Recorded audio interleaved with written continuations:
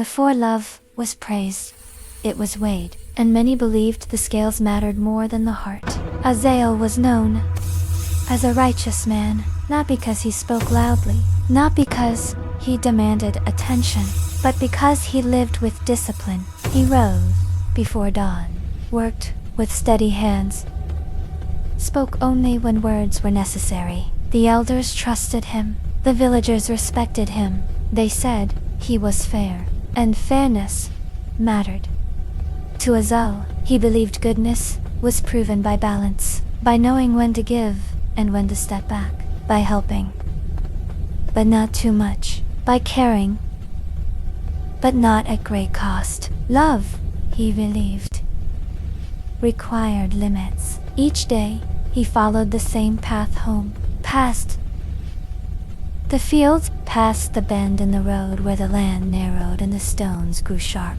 It was there, one evening, that he heard it, a sound.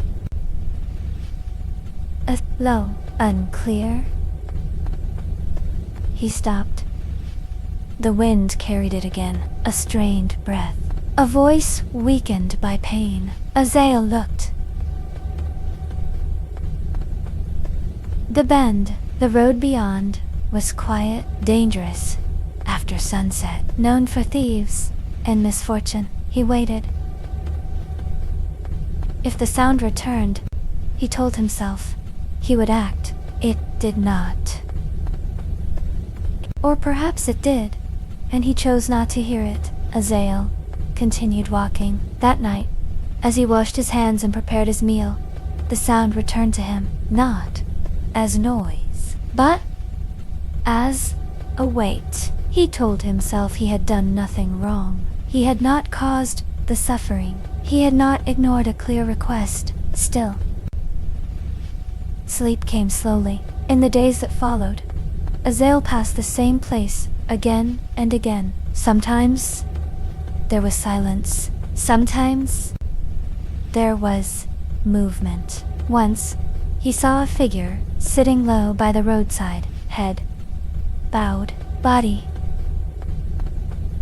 still. Azael slowed. He measured the distance, the time, the risk.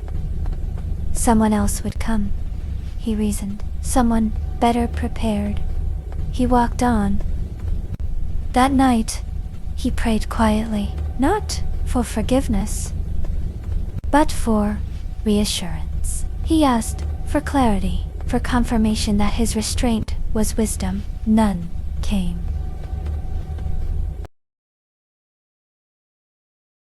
Some roads are avoided not because they are dangerous, but because they demand something from us. The road did not change. It remained narrow, uneven, silent.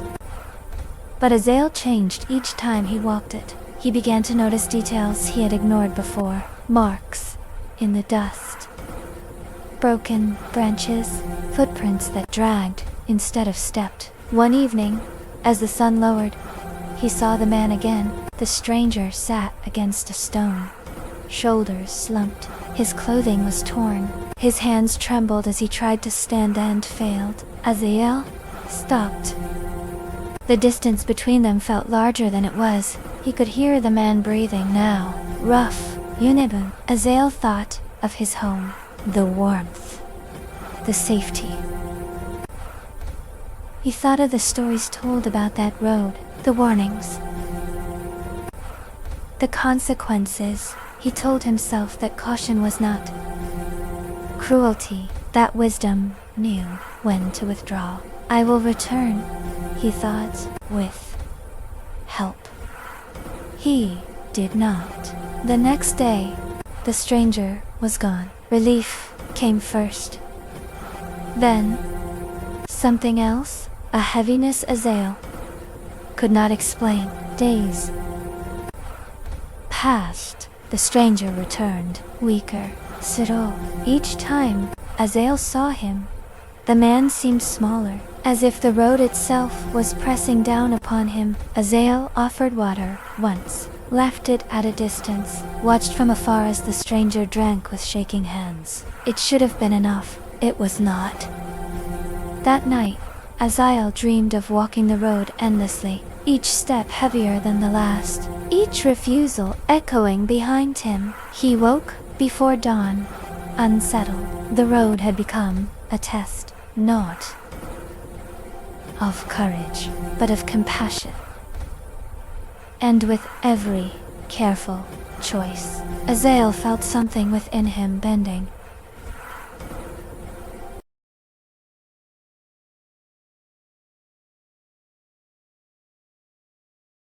Some people do not ask to be seen, they simply remain. Sariel returned. Not suddenly, not dramatically. He appeared the way pain often does, quietly, persistently, refusing to leave. Azael saw him at the edge of the road, as morning light stretched across the stones. The stranger's back was bent now, his steps shorter. He walked as though the earth itself resisted him. Azael slowed. Sariel did not call out. He did not raise his hand. He did not plead. He simply endured. That unsettled Azael more than any cry for help could have. If Sariel had demanded something, refusal would have been easier. If he had accused, Azael could have defended himself. But Sariel did neither. He sat when his strength failed, waited, rose again. Each day he returned, as if the road were the only place left to him. Azael began to notice the details he had tried to ignore. The way Sariel favored one leg, the tremor in his hands, the pauses between breaths. Once, their eyes met. There was no anger there. No expectation. Only fatigue. Azael felt exposed. He had believed fairness was enough. That kindness, offered at a distance, still counted as goodness. He had offered water, time, once, nothing more. And yet, Sariel remained. The road, it seemed, had become a mirror. With each return, Sariel revealed a truth Azael had avoided. Fairness does not feel like mercy to the one who was suffering. That night, Azael lay awake. He replayed every measured decision, every careful boundary. They had kept him safe, respected, but they had not brought peace. For the first time, Azael wondered if wisdom was not about knowing when to step back, but knowing when to step forward.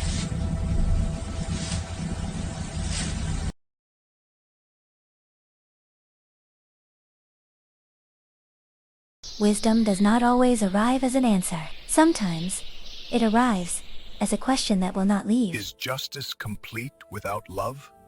I'm not sure. That changes everything. Rhaegal found Azael sitting alone near the fields. The elder did not greet him. He sat beside him in silence. They watched the horizon change. At length, Rhaegal spoke. "You walk the road often," he said. Azael nodded. "And yet you return unchanged." Azael said nothing. Rhaegal's voice was calm, unaccusing. "Tell me," the elder continued, "what do you believe justice is?" Azael answered without hesitation. "Justice is fairness, balance, giving each what is deserved." Rhaegal considered this. "And love?" he asked. Azael paused. "Love," he said carefully, "must be guided by wisdom." Rhaegal turned toward him. "Then answer me this," he said. "Is justice complete without love?" The question struck deeper than Azael expected. He opened his mouth, closed it. The elder did not press him. He did not explain. He stood. "Some questions," Rhaegal said softly, "are not meant to be answered quickly," and he walked away. The question followed Azael home. It followed him, into his work, into his prayers, into his sleep. Each time he thought he had answered it, the answer fell apart. Justice without love felt cold. Love without justice felt reckless, yet the road demanded something more than balance. The stranger's face returned to him. The silence, the endurance. Azael realized then that he had used justice as a shield, a way to remain good without being moved. The question did not accuse him. It invited him.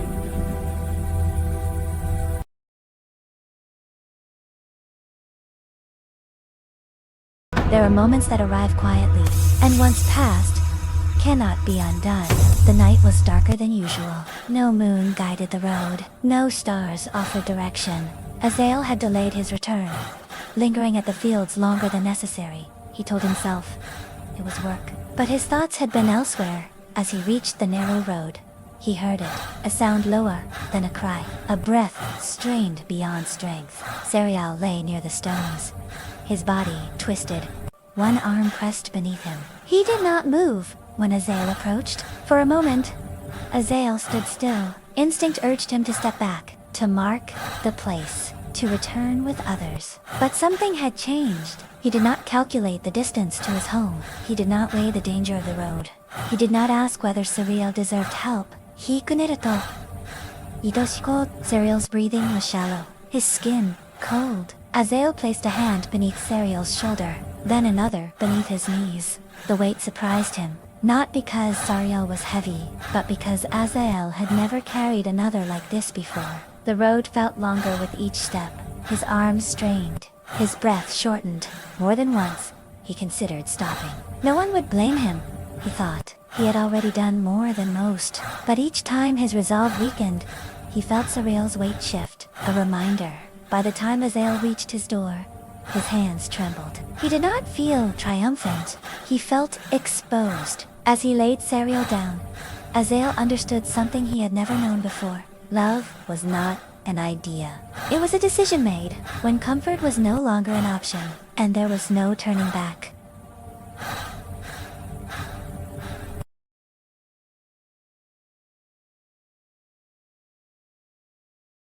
Mercy is rarely expensive at first. It becomes costly when it lasts. Serial did not recover quickly. Days passed. Then more. Azael's routine unraveled. Work was delayed. Sleep was interrupted. Meals were missed. The quiet order of his life dissolved into unpredictability. Serial required care, water, rest, time. Each need arrived without warning. At first, Azael felt purpose. Then, fatigue. Resentment crept in quietly, not toward Saria, but toward the disruption. Kakabo came often. He stood at the doorway, arms crossed. "You have done enough," he said. "Others will begin to expect this of you." Azael said nothing. "You risk your safety," Kakabo continued. "Your reputation, your future." Still, Azael remained silent. "Kokaberu shigetto." "Love should not ruin a man," he said. That night, Azael sat alone. He felt the weight of Kakabo's words. They were not untrue. Mercy had cost him time, strength, peace. But as he watched Serial breathe, slowly and steadily, Azael understood something else. Love was not meant to preserve comfort. It was meant to preserve life. The cost was real, the burden heavy. But for the first time, Azael did not wish to be free of it.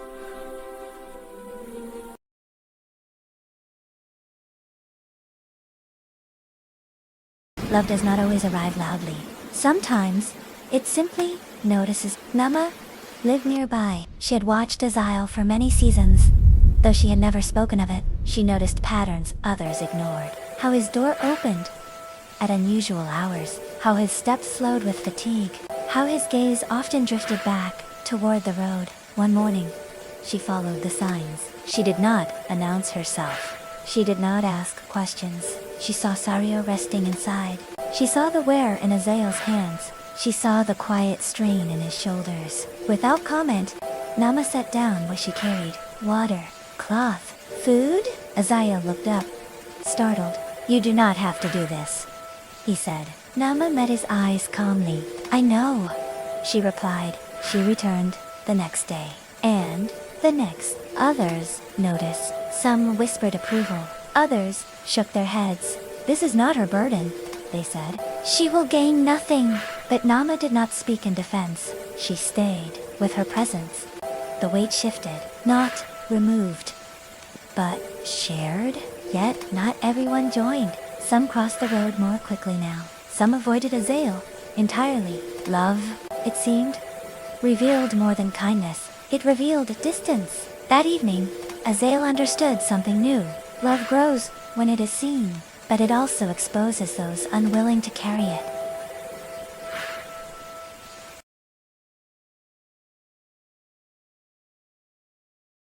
Love does not change a man all at once. It changes the direction he walks. Azael no longer waited. When he heard Ray's voices, he turned toward them. When he saw a figure stumble, he slowed his pace. When silence felt wrong, he paid attention. He did not call it courage. He did not call it sacrifice. It felt necessary. Where once he measured risk, he now measured need. Where once he hesitated, he now acted. His movements became quieter, more deliberate. Others noticed the difference. He has changed, they said. But not in ways we understand. Azael listened more than he spoke, watched more than he judged. The road no longer surprised him. Suffering had patterns, and he learned to recognize them. One evening, he realized something unsettling. He no longer needed to decide whether to help. The question had faded. Love had moved from thought to instinct. Not dramatic, not praised, simply present. As the sun set behind the hills, Azael walked the road again, not searching for gratitude, not seeking meaning, only ready.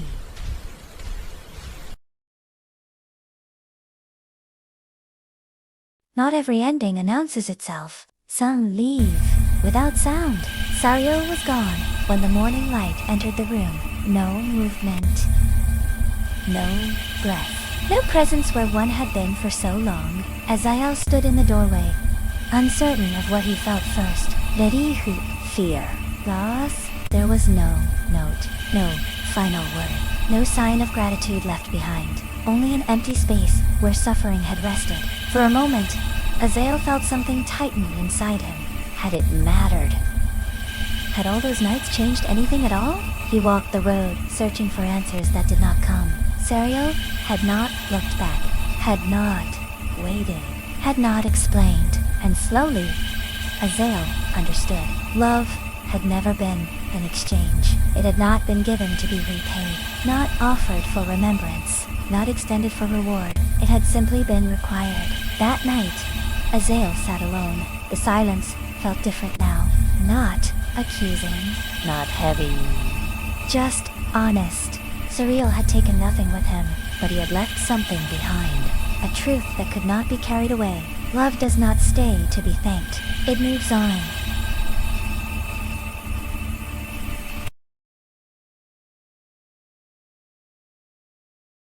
Some burdens do not leave. They transform the one who carries them. The road had not changed. The stones lay where they always had. The wind still moved dust across familiar paths. But Azael walked differently now. He did not avoid the bends. He did not hurry past the shadows. His eyes remained open, his steps steady. Love had not removed suffering from the road. It had not made the journey easier. But it had prepared him. He noticed pain sooner now, recognized it before it collapsed. He did not wait for permission, did not debate worthiness. He simply stopped, lifted, stayed, endured. Some burdens he could ease, others he could only share, and some, he learned, would never be lightened at all. Yet, he walked on. Not because he was strong, but because he was willing. The weight remained, not as punishment, but as purpose. Azael no longer asked whether love was fair. He knew what it demanded.